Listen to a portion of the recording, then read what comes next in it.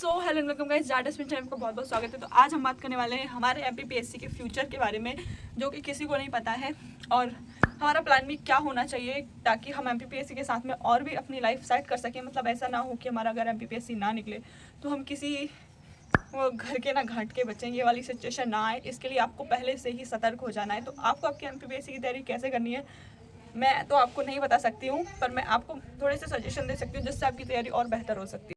जैसा कि हम सबको पता है कि एमपीपीएससी जो है वो बहुत ही एक लंबा प्रोसेस है एग्ज़ाम का। जैसे कि उसमें पहले प्री होता है, देन उसमें मेंस होता है, देन इंटरव्यू होता है।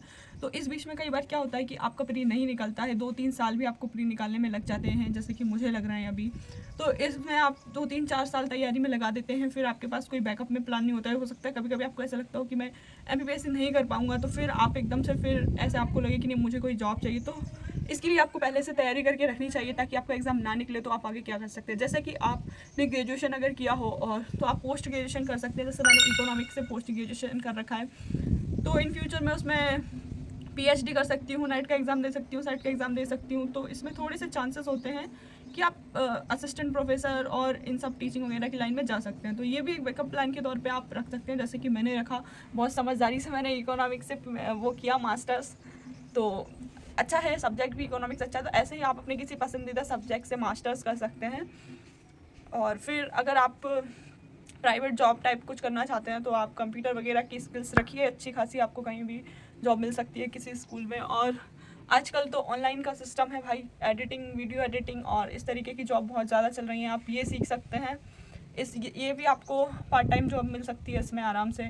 कहीं भी किसी स्कूल के लिए आप काम कर सकते हैं या किसी कोचिंग इंस्टीट्यूट के लिए काम कर सकते हैं। स्किल सही कर सकते हैं तो आप कहीं भी टाइपराइटर बन सकते हैं। किसी कोचिंग में अपना रिज्यूमे दे दीजिए।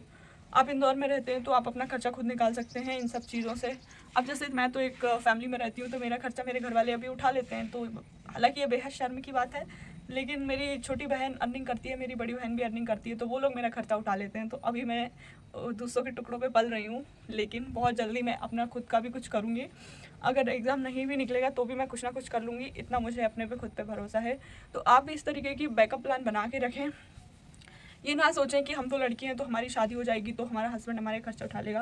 गाइस, अपना खर्चा खुद उठाइए ताकि किसी से आपको 1 रुपये भी ना मांगना पड़े। मैं तो यही मानती हूँ, क्योंकि चाहे पेरेंट्स हो या कोई भी हो, पैसे देने में सबको बुरा ही लगता है। ये मेरा मानना है। कहीं से भी अर्न कर सकते हैं, बस आपको थोड़ा सा दिमाग लगाने की ज़रूरत है। आप पढ़ाई के साथ साथ काफ़ी अच्छी अर्निंग कर सकते हैं, तो पढ़ाई पे भी ध्यान दीजिए। और अगर आपको 3-4 साल हो गए हैं एमपीपीएससी करते हुए, तो फिर आप थोड़ा थोड़ा अपना प्लान बी पे काम करना भी शुरू कर दीजिए, ताकि आपको एकदम से फिर ऐसा एंजाइटी ना हो जाए कि अब मैं क्या करूं, अब मेरा तो कुछ हो ही नहीं सकता। इस तरीके की चीज़ें तभी होती हैं जब आपका प्लान भी नहीं होता है और आप सोचते हो कि नहीं हम तो बिल्कुल एकदम वही हैं, तो ऐसा हो जाता है फिर। तो इसलिए आप अपने प्लान बी पे काम कीजिए बहुत अच्छे से। और मैंने भी अपने प्लान भी कुछ बनाए हैं, तो उन पर मैं काम करना शुरू कर दूँगी। फ़िलहाल तो मैं अभी एक एग्ज़ाम की तैयारी कर रही हूँ, तो वो हो जाए मार्च में, उसके बाद बहुत कुछ करना है।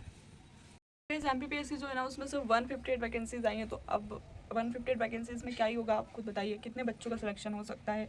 कोई प्री में अटक रहा है, कोई मेंस में अटक रहा है, कोई इंटरव्यू में अटका देंगे। तो आपको कुछ अपना बैकअप प्लान तो हमेशा ही साथ में लेके रखना चाहिए, ताकि आपको आगे चल के प्रॉब्लम ना हो। क्योंकि फिर एकदम से अगर आपको ऐसा लगे कि नहीं अब मैं ये नहीं हो पा रहा है मुझसे, तो आप कुछ तो करें। आप खुद को किसी से कम ना समझें, क्योंकि आप जो है ना अपने आप में बहुत अनमोल हैं। आपके जैसा कोई नहीं है, आप बेस्ट हैं, आप सब कुछ कर सकते हैं। आपको बस ये सोचना चाहिए।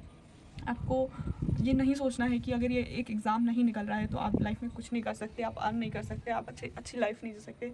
आप सब कुछ कर सकते। और सबसे अच्छा प्लान भी की बात की जाए तो मुझे सबसे अच्छा प्लान भी लगता है टीचिंग। एकदम पढ़िए, एकदम खूब पढ़िए, खूब पढ़िए, एकदम एकदम नॉलेज अपना ऐसा रखिए कि कोई क्वेश्चन अगर बोले तो आप तुरंत आंसर दे दें। इतना अपना नॉलेज रखिए, काफ़ी अच्छे से सारे कॉन्सेप्ट क्लियर रखिए। और जब एक बार आप एकदम सब पढ़ लें और आपको लगे कि नहीं अब कुछ नहीं हो सकता, पेपर नहीं निकल रहा है, तो आप थोड़ा अपना टीचिंग स्किल्स बढ़ाएं।